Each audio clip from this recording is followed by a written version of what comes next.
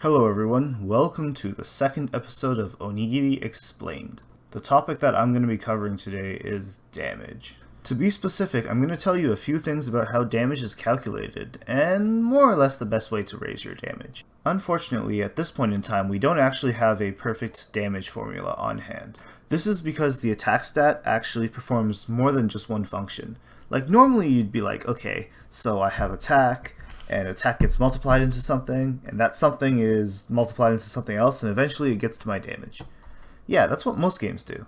In Onigiri, attack also serves as armor penetration, because they decided they were too lazy to make an actual armor penetration stat, so yeah, we have attack. So what happens is they take your attack and they compare it to the target's defense, and they basically have a ratio of attack over defense which they match to a value in a table.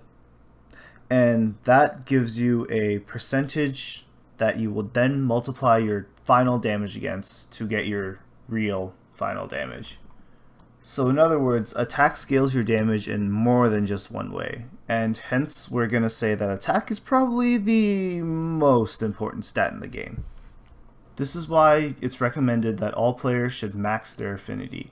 Affinity gives flat attack if you're using the weapon type corresponding to whatever affinity we're talking about. So for example, if you had a sword and you had 100 sword affinity, when using a sword you would get 100 extra flat attack. So since your attack is compared against a monster's defense to determine whatever the ratio percentage multiplier you get on your damage is, you can't actually really conclude how much damage you're going to get from each extra point of attack, because it depends on what you're hitting, and different monsters have really different defense values, even if they're like monsters that are the same level and in the same map. However, it's safe to assume that 1% increase in attack will give you more than 1% damage. Naturally, weapons with a lower base attack stat will benefit much more from additional flat attack gains, and weapons that have higher base attack stat will benefit more from percentage gains. That more or less sums up everything that's currently known about the attack stat, so let's talk about some other ways to increase that damage of yours. It's all very simple. There's 3 stats that will actually increase your damage numbers. These stats are critical force, skill force, and element. Note that the critical rate stat does increase your damage per second, but it doesn't increase the actual number. So we're going to leave it aside for now and talk about it with cooldown and some other stuff later on in this video. The first one we're going to talk about, since we just mentioned crit, is going to be critical force. So critical force is exactly what it sounds like. It's the force of your critical attacks.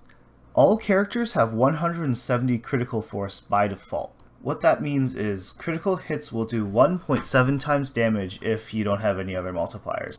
Dex has a little bit of a weird interaction with critical when you have really low flat damage numbers, but we're going to put this aside because it's more or less completely insignificant in the long run, and it just would complicate things. You can obtain critical force by using level 105 Magatama, level 117 Magatama, or applying the unblinking eye ornament to your Magatama. Needless to say, critical force isn't very useful unless you have a lot of crit. So now we're going to talk about something that's a little bit more reliable, skill force. As the name implies, skill force is the force behind your skills. I've had a lot of people ask me what skill force was in the past, and I always thought it was self-explanatory, but basically it just increases the amount of damage your skills do. Skill force is multiplicative, but not on itself. That is, if you have, let's say, a Magatama that gives you 45 skill force, you will do 45% more damage. But if you add another Magatama that gives you 45 skill force, you won't be doing 145% of 145% of damage. Instead, all of your skill force gets added together before multiplying itself against your damage.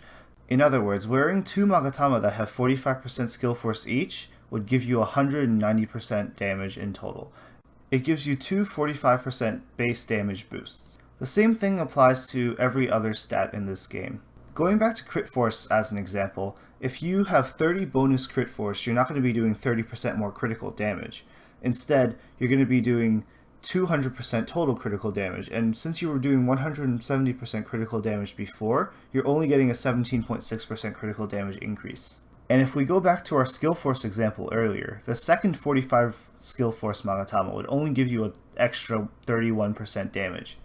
But this is only if you compare it to whatever your damage was before. The next and final thing on our list that increased flat damage was Element. Like Skill Force, Element gives you a damage multiplier. However, it will only apply on skills that have the element in question, and it won't apply in full. Unless the skill is 100% of that element. You can check the wiki to see the specific elemental composition of each skill in the game, and that composition also dictates the extent to which element affects the damage of that skill. For example, Fujin's Circle Dance for Twin Swords is 50% wind and 50% slice. In other words, having 15 slice will increase the damage by 7.5%. Likewise, having 15 wind will also increase the damage by 7.5%. Note that these are separate from each other. What I mean by that is the slice damage and the wind damage are actually split from each other. So let's say you had 15 slice already. If you added another 15 slice, you would not get the full 7.5% damage. However, if you added 15 wind, you would indeed get 7.5% additional damage. So now this leads us into the fun part. All of the three stats that I mentioned that increase flat damage scale multiplicatively with each other. So to illustrate what I mean by that, I'm going to use an example. Since it was already used as an example once, I'll just use Fujin's Circle Dance as the example here again. So let's start with having elements, since we just finished discussing that. Let's say you have 15 wind. Then you're going to be doing 107.5% damage.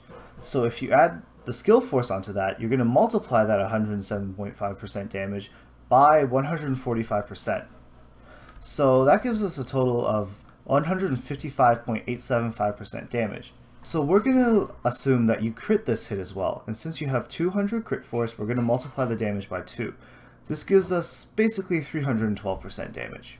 As you can see, although these stats didn't really scale your damage by that much individually, when you combine them, they actually have a huge effect since they multiply on top of each other.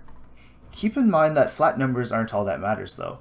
Having critical rate will allow you to crit more often, which gets your crit force proc, and this obviously leads to you having higher DPS.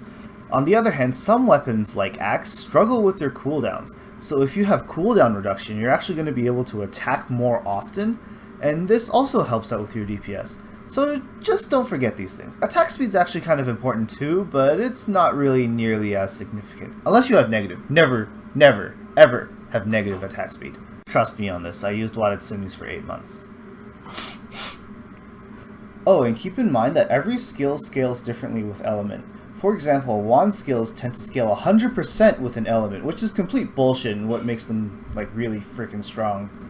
But now that we've covered that, I think that's basically everything about damage. I hope this video helped you guys out, and enjoy the level 120 cap. Oh yeah, and apparently someone wanted me to sing more, but that's not happening, I hope.